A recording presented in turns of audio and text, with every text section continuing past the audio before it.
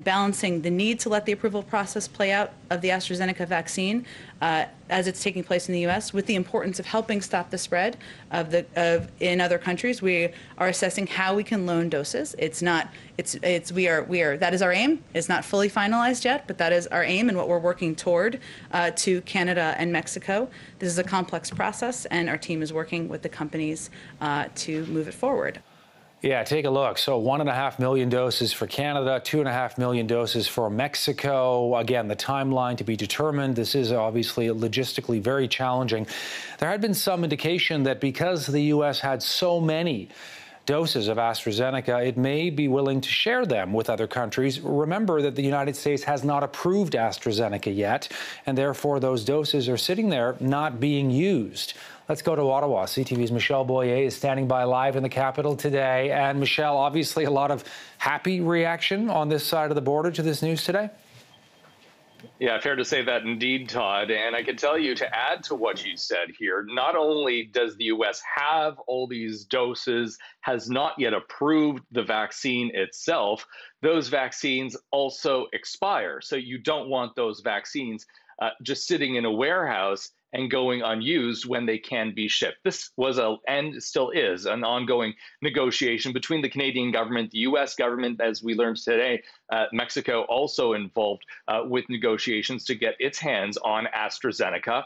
And I can tell you that from what I've heard from sources in the Canadian government, very, very thankful. They've been working on this behind the scenes, keeping it very, very quiet. In fact, when Reuters broke the story, I believe it was late this morning, Todd, or early afternoon, my sources in the government did not want to say anything. In fact, they were saying, let's let the White House. We have to wait for the White House to say something here.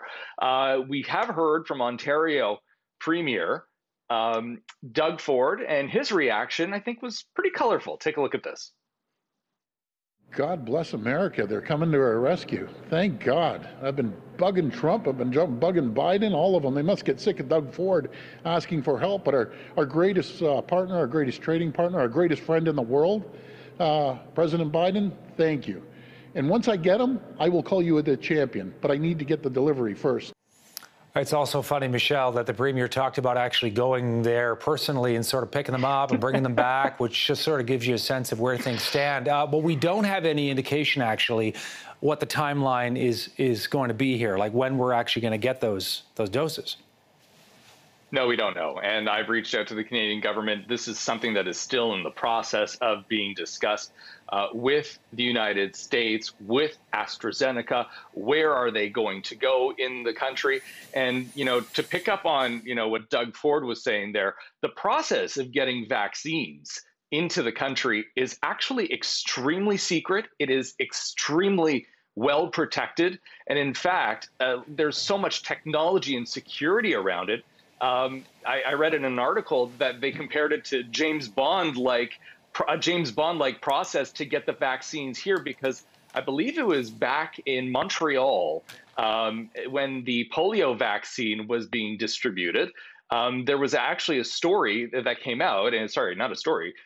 There was a vaccine heist. And so Canada, learning its lessons, these vaccines are very, very highly valued as well, Todd.